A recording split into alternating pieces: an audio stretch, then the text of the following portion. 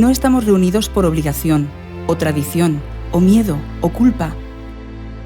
No estamos reunidos simplemente para cantar, predicar, ser entretenidos. No estamos reunidos para cambiar lo que Él ha escrito. No estamos reunidos para alterar lo que Él ha dicho. No estamos reunidos para ignorar su voz. Al contrario, Estamos reunidos para declarar su gloria, no para pregonar la nuestra. estamos reunidos para celebrar su amor, que fue probado en la cruz. Estamos reunidos para magnificar su nombre, para que otros sean salvos. Estamos reunidos porque Dios nos amó primero. Él nos ha llamado a vivir en comunidad Hemos escuchado las buenas nuevas. y el Evangelio nos ha transformado. Estamos reunidos para adorar a nuestro Creador, A nuestro Padre, a nuestro Redentor. a nuestro Salvador. Estamos reunidos para recibir de su gracia y misericordia, Ofrecernos como sacrificio vivo. rendirnos a su voluntad, Estamos reunidos para darle a conocer con nuestras vidas, con nuestras fuerzas. con todo nuestro ser. Es por eso que cantamos. Es por eso que celebramos. Es por eso que estamos reunidos.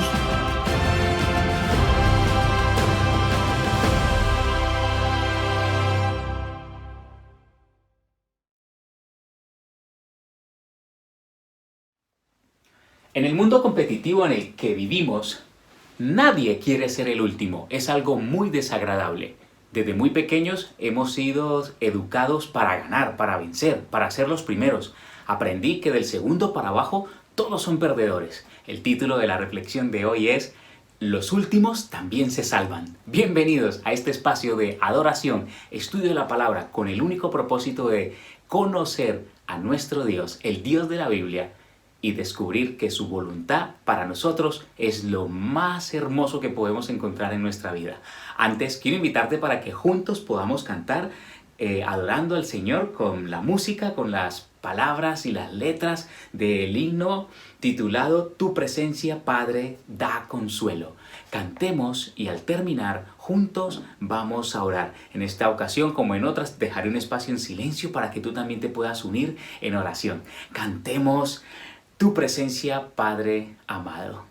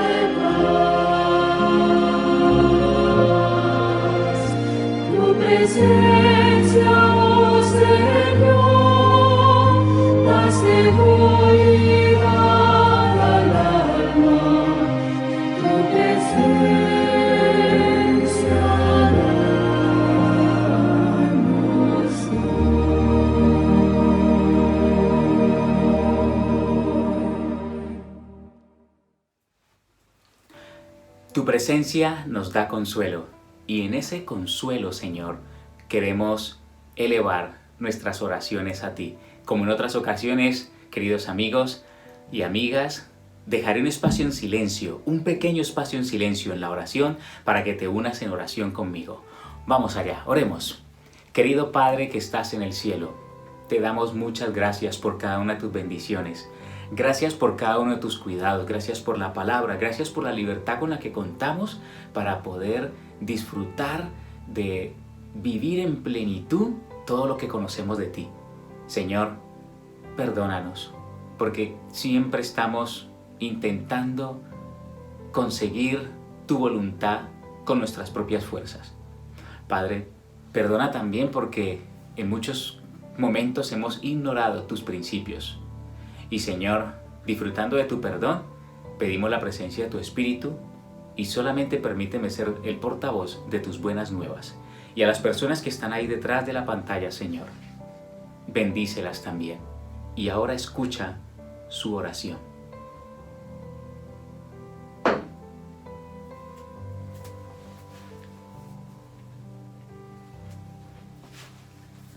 Tu presencia, Padre amado, da consuelo.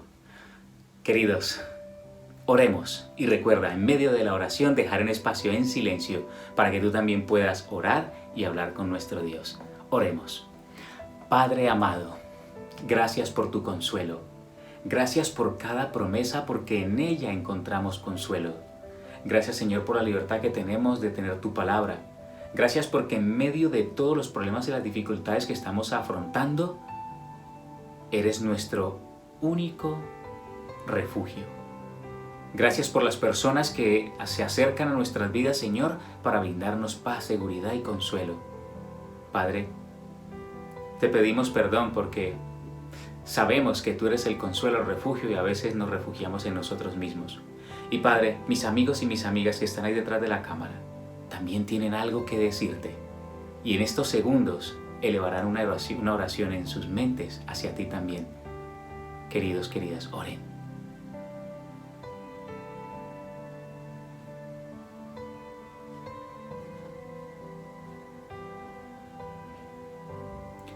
Gracias, Señor, por escucharnos.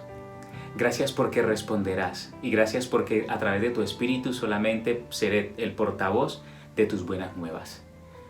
En el nombre de Jesús te lo pedimos y te lo agradecemos. Amén. Muy bien, muy bien, aquí estamos de nuevo. ¿Tienes tu Biblia? Sabes de que sin Biblia esto no va. Así que vamos para allá. ¿Recuerdas que el título de este mensaje es Los últimos también se salvan? Los últimos también se salvan.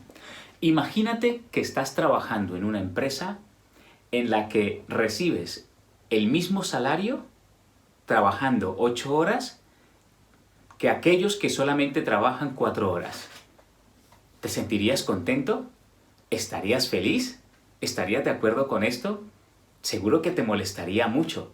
Nadie estaría contento de estar trabajando 8 horas y recibir el mismo salario que recibe la persona que trabaja 4 horas. Probablemente este sea tu caso y digas, oye, Diego, ¿cómo sabes que eso es lo que me está pasando? En el mundo injusto en el que vivimos, esto es normal que ocurra.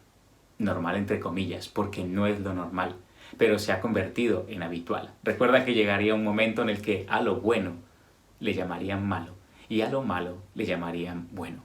Y muchas de esas cosas están ocurriendo. Quiero invitarte para que podamos leer juntos una parábola que Jesús emplea en el libro de Mateo. Y a través de esa parábola vamos a extraer algunas enseñanzas para poderlas aplicar a nuestra vida cristiana hoy y ese caminar cristiano. Tanto las personas que ya han entregado su vida a Jesús como las que están pensando en entregar su vida a Jesús, en conocerle, vamos a ver cómo funciona esto del reino de los cielos viviéndolo desde aquí de la tierra. Muy bien, vamos a nuestras Biblias, vamos a abrir nuestras Biblias en el libro de Mateo, en el capítulo 20. Libro de Mateo, capítulo 20. Bien, ya estamos todos allí. Hoy voy a leer de la versión Nueva Traducción, versión Nueva Traducción Viviente, una versión de la Biblia explicada otras veces, dinámica, no tan ceñida literalmente en su traducción a las palabras originales, pero sí trata de interpretar en muchas ocasiones para que el lenguaje sea mucho más cercano al lector. Muy bien, así que vamos allá. Capítulo 20, versículos 1 hasta el 16, ¿de acuerdo? Sigue la lectura conmigo. El reino de los cielos es como un propietario que salió temprano por la mañana con el fin de encontrar trabajadores para su viñedo. Acordó pagar el salario normal de un día de trabajo y los envió a trabajar. A las 9 de la mañana, cuando pasaba por la plaza, vio a algunas personas que estaban allí sin hacer nada. Entonces las contrató y les dijo, al final del día les pagaré lo que fuere justo. Versículo 5. Así que fueron a trabajar al viñedo. El propietario hizo lo mismo al mediodía y a las 3 de la tarde, siendo las 3 de la tarde, bien, encontró a un grupo. A las 5 de la tarde se encontraba nuevamente en la ciudad y vio a otros que estaban allí. Les preguntó, ¿por qué ustedes no trabajaron hoy? Ellos contestaron, porque nadie nos ha contratado. El propietario les dijo, entonces vayan y únanse a los otros en mi viñedo. Aquella noche le dijo al capataz que llamara a los trabajadores y les pagara comenzando por los últimos que había contratado, Cuando recibieron su paga, los que habían sido contratados a las 5 de la tarde, cada uno recibió el salario por una jornada completa. Versículo 10. Cuando los que habían sido contratados primero llegaron a recibir su paga, supusieron que recibirían más, pero ellos también se les pagó el salario de un día. Cuando recibieron la paga, protestaron contra el propietario.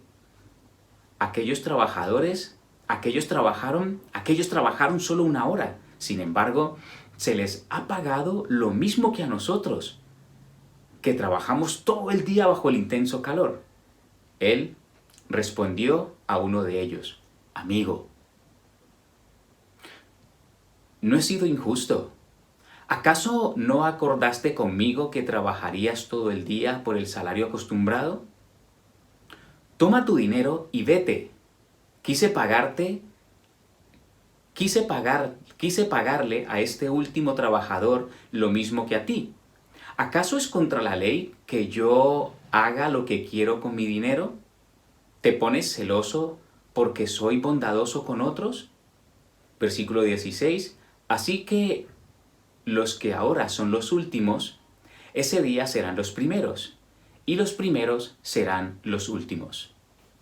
Bien, esta expresión que tanto conocemos, los primeros serán los últimos y los últimos serán los primeros, o también se dice, el que ríe de último ríe mejor, viene de aquí, de estas palabras de Jesús. ¡Qué extraña parábola! El reino de los cielos es como esta parábola que Jesús nos acaba de contar. Un empresario, un agricultor, que sale en búsqueda de trabajadores. Era normal que en este tiempo, y hoy muchas personas lo viven en muchos lugares, la gente que quería trabajar salía a la plaza. Y los empresarios llegaban a la plaza y decían, necesito 10 cosechadores, necesito 10 sembradores, necesito 10... Y así iban saliendo las personas para trabajar. Así que esto era lo que se hacía. Por eso este empresario rondó todo el día por allí hasta llegar a encontrar a personas que trabajaron solamente una hora. Unos empezaron a trabajar a las 10 de la mañana, a las 7 de la mañana. Otros empezaron a trabajar a las 9. Otro entre las 12 y las 3 de la tarde. Y unos trabajaron una hora antes de la puesta del sol. ¿Cuál fue el problema? El problema fue que a la hora de pagar se le pagó a todos lo mismo. ¿Qué harías tú si fueses el que empezó a trabajar desde la mañana? Trabajó todo el día, se llevó todo el sol encima, trabajó arduamente y luego el que llegó y trabajó solamente una hora recibe el mismo salario. ¿Te sentirías bien? ¿Cierto que no? ¿Te sentirías mal? Y protestarías igual. Probablemente en este mismo instante estés recordando varios momentos en los que hayas vivido esto. Mira, antes de entrar a explicar un poco el porqué de esta parábola, vamos un poquito más atrás. Yendo un poquito más atrás, nos vamos a dar cuenta que justo en el capítulo 19, Jesús ha hablado de la parábola del joven rico. ¿Recuerdas la parábola del joven rico, el que vino a decir al Señor, Señor, ¿qué haré para heredar la vida eterna? El Señor le dijo, guarda los mandamientos. Él respondió, todo esto lo he guardado desde pequeño. Jesús le dijo, bueno, entonces toma todas tus cosas, véndelas, dala a los pobres y sígueme. Y el joven rico dijo, oh, no, así no. Y se marchó porque tenía muchos bienes. Después de esto, Jesús le cuenta a sus discípulos la metáfora del camello, que es más fácil que entre por el ojo de una aguja que un rico entre al reino de los cielos. Una metáfora que ha sido muy mal interpretada, porque hay que ir al contexto del texto, del lugar, el contexto social, político, cultural, para darnos cuenta qué significaba el ojo de una aguja. Obvio que si es una aguja de hoy, un camello no cabe por allí. Pero antes las ciudades estaban rodeadas de murallas para ser protegidas. Jerusalén era un lugar donde en las festividades venían muchos judíos de otras partes. Para controlar la entrada a la ciudad, las grandes puertas tenían otra puerta pequeña. Todavía las puedes ver en muchas catedrales y en pueblitos, en casas grandes de pueblos. Hay una puerta grande y luego una puerta más pequeñita. Esa puerta pequeñita es la que se llamaba ojo de aguja. Así que si un rico venía en un camello grande, que hoy diríamos qué carro, qué coche, un Hummer, ¿no? No podía entrar por allí. Tenía que dejar sus bienes, venir muy humilde para poder entrar. O sea, no tenía que tener tanto amor a sus bienes a tal punto que se fuese tras ellos en lugar de entrar a la ciudad en la que estaba el nombre de Dios, en la que estaba el conocimiento de quién es Dios, para poder recibir el regalo de la salvación. Así que Jesús está hablando de esto con sus discípulos y Jesús añade un poco más porque los discípulos no entienden. Los discípulos no entienden. Y Jesús le dice a sus discípulos, ¿no? Porque de hecho el versículo 25 del capítulo 19, ellos se quedan atónitos cuando Jesús les dice la metáfora del camello y la aguja, porque ellos no lo entienden. ¿Bien? Y les dice, lo que es imposible humanamente, lo que es imposible para el ser humano es posible para Dios, porque para Dios no hay nada imposible. Así que justo en el versículo 27, Pedro es el que dice lo siguiente. Entonces Pedro le dijo, nosotros hemos dejado todo para seguirte. ¿Qué recibiremos a cambio? ¿Veis? Por esto viene lo de la parábola. ¿Qué recibiremos a cambio? Esto es lo que está preguntando Pedro. Están preocupados los discípulos. Ahora, recuerda que los discípulos seguían a Jesús, pero no comprendían la misión de Jesús. Los discípulos esperaban que Jesús derrocara a los romanos, quitara también a los líderes judíos religiosos que habían y Jesús reinara sobre Israel. Entonces sus 12 discípulos se peleaban quién iba a ser el primero y el segundo al mando de Jesús, el tesorero, el secretario. Esa era su disputa. Por eso de que Jesús está dando aquí unas lecciones para ellos. Por eso hay una lección muy especial para los seguidores de Jesús en esta parábola. Porque Jesús está hablándole directamente a sus discípulos. La pregunta de Pedro es, ¿qué recibiremos? Y es la pregunta que hace todos los discípulos, es la pregunta que nos hacemos todos los cristianos. ¿Qué recibiré a cambio de dar mi vida a Jesús? ¿Qué recibiré a cambio de ser un fiel seguidor de Jesús? ¿Qué es lo que voy a recibir? ¿Qué voy a ganar? Recuerda que hemos sido criados y educados en un sistema donde nos han enseñado a ganar. Yo crecí en medio del fútbol, en medio de las competencias y aprendí a ganar. ¿Ven? Ya con el tiempo maduré y aprendí que no solo es ganar. Incluso en el fútbol se gana cuando disfrutas jugando bien, cuando disfrutas del compañerismo, de ayudar al otro, no de solamente ver y perder el rival y ganar la copa y el trofeo. Esa es la parte profunda de la competencia, pero se puede jugar, divertirse, disfrutar y ganar, aunque en el marcador hayas perdido. Esto probablemente un futbolista, alguien que esté en la élite de la competencia me va a decir, Diego, no funciona así. Pero el reino de los cielos es diferente. Así que esa es la razón por la cual Jesús narra esta parábola. Y mira que el capítulo 19 termina con las mismas palabras que termina esta parábola.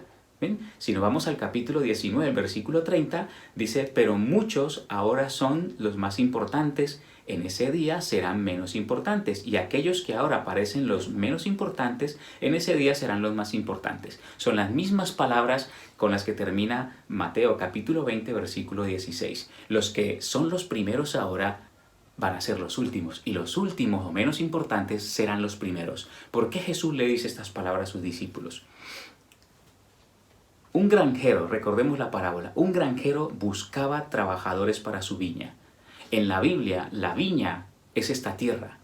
La viña piloto era el pueblo de Israel, era el pueblo de Dios. La tierra le pertenece a Dios, cada ser humano le pertenece a Dios. A causa del pecado, el ser humano se separó de Dios y es por eso que Dios ha venido a conquistar nuevamente al ser humano, a arrancarlo de las manos del enemigo. El mundo es del Señor, pero los seres humanos ahora debemos elegir si aceptar al Señor o no. Este hombre al iniciar el día contrató, el padre, el viñero, el dueño del viñedo contrató a los trabajadores. Él acordó un salario con ellos. Él acordó un salario con ellos y ellos aceptaron.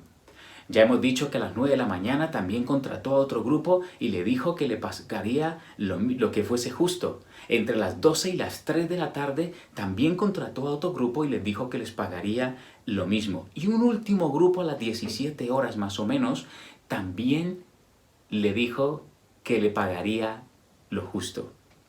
Así que él llama luego al capataz y el capataz empieza a pagar. Es muy curioso. Yo hubiese pagado primero a los que vinieron primero y me hubiese librado de discusiones. Pero el Señor no hace todas las cosas al contrario que nosotros. Llamó primero a los que habían trabajado menos tiempo y les pagó el salario de un día, que era lo que se convenía y era lo normal, y era pagarles un denario. Así que ellos se fueron contentos, pero a la hora de llegar a los que habían empezado a trabajar, allí fue el problema. Allí fue el problema. Allí fue el escándalo. No estuvieron de acuerdo. Mira, probablemente aquí tengamos una de las primeras enseñanzas de esta reflexión, de esta parábola. Esta parábola está escrita para los discípulos, para los que ya están siguiendo al Señor. Y por si acaso, si tú estás pensando en entregar tu vida al Señor, te va a venir muy bien para que te puedas preparar. En el mundo en el que vivimos todo funciona por cuántos títulos tengas, por cuántas carreras tengas, por cuánta experiencia tengas. Vas a un trabajo y te dicen en el currículo, las exigencias dicen 4 años de experiencia. Y yo siempre me pregunto, ¿cuál es la empresa que recibe a personas sin experiencia para que tengan experiencia? Es un poco ilógico. Dios funciona totalmente diferente. La única experiencia que Dios le pide al pecador es que reconozca que es pecador. Y esa experiencia, querido amigo, querida amiga, la tenemos todos. Todos somos expertos pecadores. Así que el Señor recibe absolutamente a todos, absolutamente a todos. Así que estas personas están enojadas, están enfadadas, porque el mundo en el que vivimos nos ha acostumbrado a eso, los méritos. No he hecho yo más que esto, yo no hago mejor que ese, incluso a veces hemos dicho yo me comporto y trabajo mejor que el jefe, pero míralo, como él tiene el título, él gana más. Como él es el jefe, él gana más. O nos da fatiga de que el jefe esté sentadito, o la jefa, y nosotros estemos trabajando tantas horas y tan duro. Así que mira, por eso las personas nos enfadamos. Pero quiero darte esta buena noticia. En el reino de los cielos es diferente. En el reino de los cielos, cuando entregas tu vida a Dios, lo que Dios nos va a dar, lo que Él nos ofrece, no depende de cuántos años llevamos como cristianos. No depende de cuánta sabiduría, de cuánto conocimiento, de cuánto sepamos de la Biblia. No depende de eso. No depende de eso. No se acumulan bonos para reclamar la salvación. Recuerda que la salvación es un regalo. Permíteme leerte las palabras de la escritora Elena de White en el libro Palabras de Vida del Gran Maestro, intentando explicar esta parábola. En este libro dice lo siguiente. Hablando de los que se molestaron, de los que se enfadaron, de los que llegaron a trabajar primero, dice, estos representan a los que esperan y pretenden recibir un trato preferencial por lo que ellos consideran como mayores sacrificios, más diligente servicio.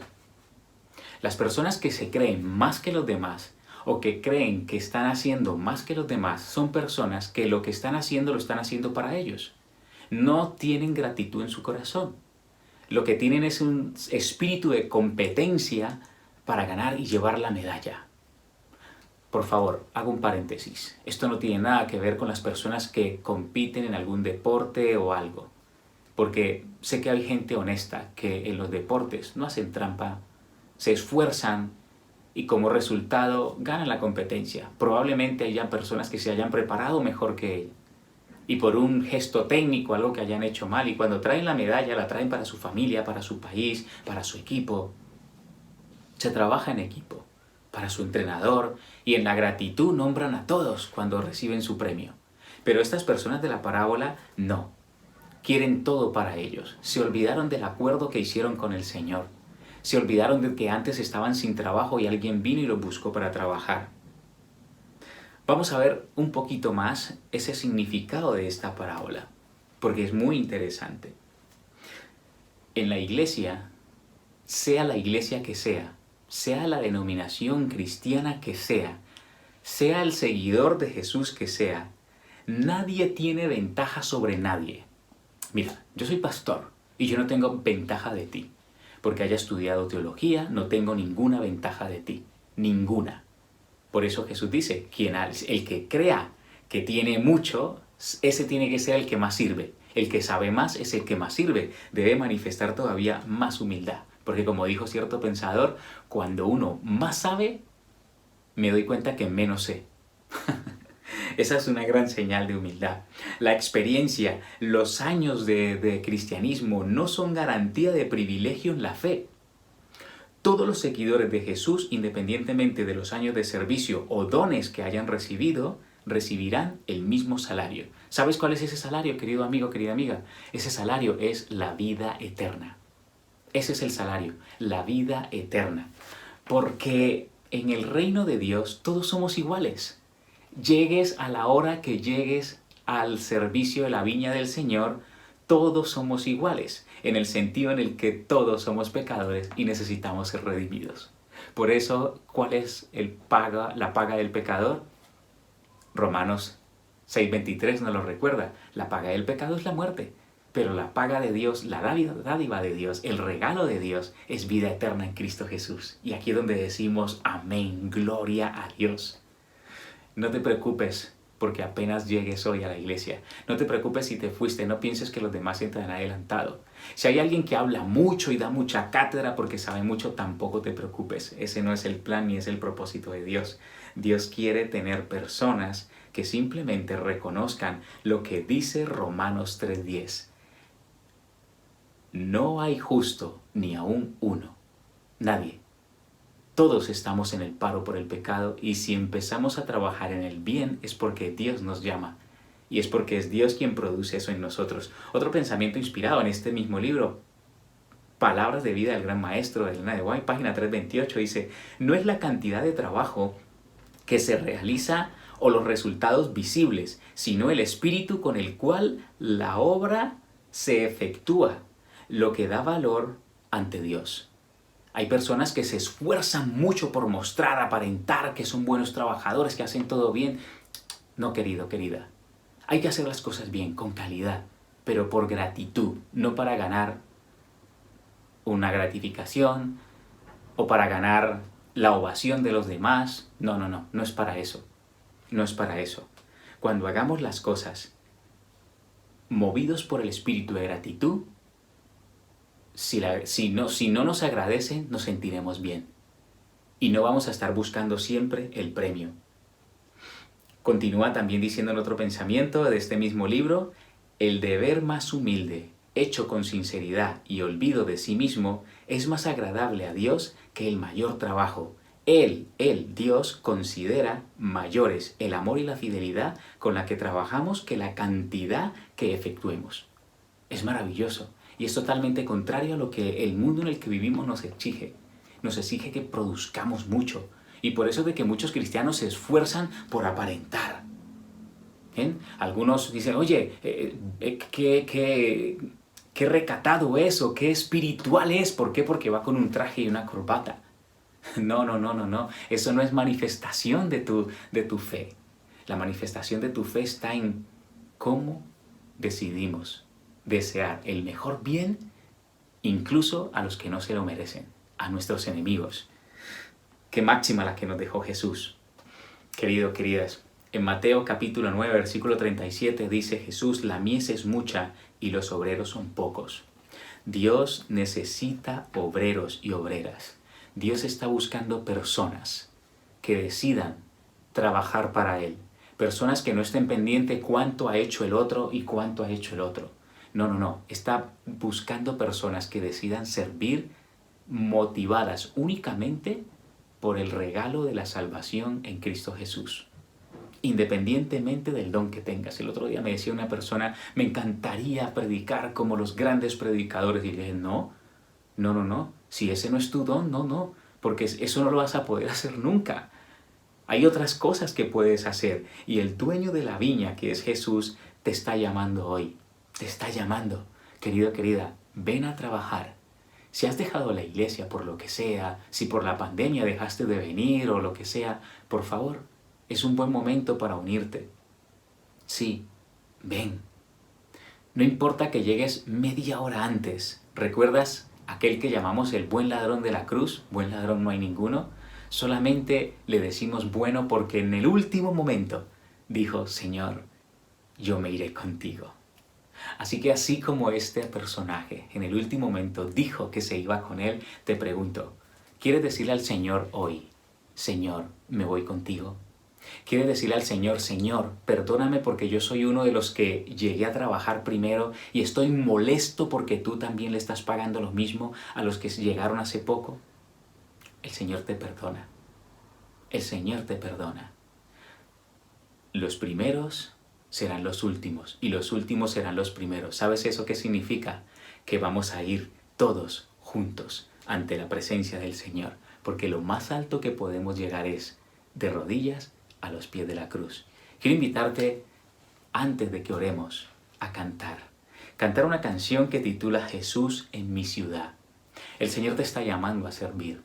El Señor te está llamando a dar un pasito más allá, querido amigo, querida amiga.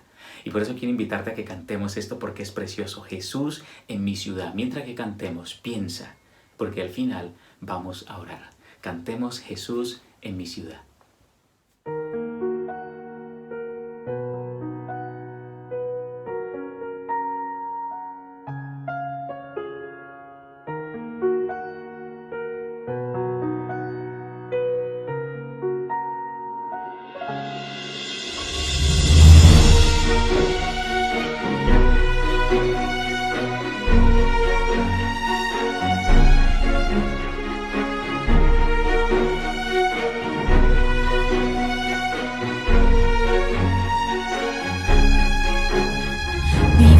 En un mundo lleno de oscuridad, solo vemos dolor y maldad. Ya estaba dicho, el amor se enfriará. Todo indica que el fin cerca está. Hay que levantarnos sin avergonzarnos y reflejar a Jesús.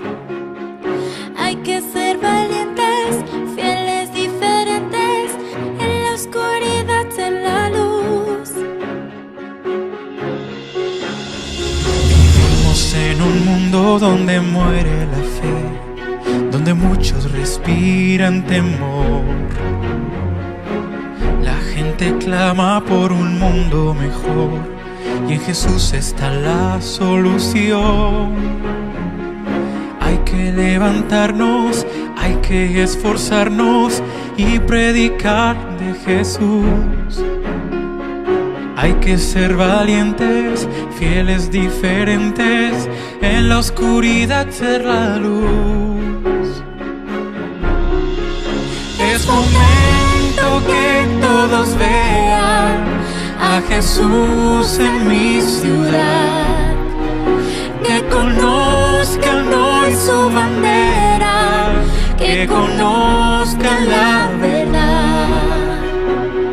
Tenemos el gran privilegio de anunciar que viene ya. Hoy el mundo verá a Jesús en mi ciudad.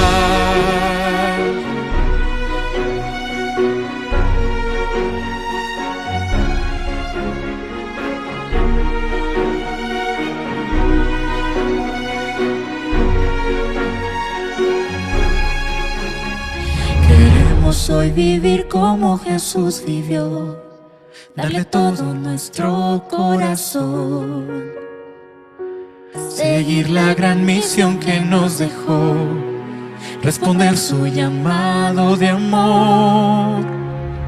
Somos sacerdotes, linaje escogido, pueblo adquirido por Dios, para que anunciemos con la luz del cielo que en Jesús hay salvación. Es momento que todos vean a Jesús en mi ciudad, que conozcan hoy su bandera, que conozcan la verdad. Tenemos el gran privilegio de anunciar que viene ya. Hoy el mundo verá a Jesús en mi ciudad. Es momento que todos vean a Jesús en mi ciudad, que conozcan hoy su bandera, que conozcan la verdad. Tenemos el gran privilegio de anunciar que viene ya. Hoy el mundo verá a Jesús en mi ciudad. Hoy el mundo verá a Jesús en mi ciudad. Hoy el mundo verá a Jesús en mi ciudad.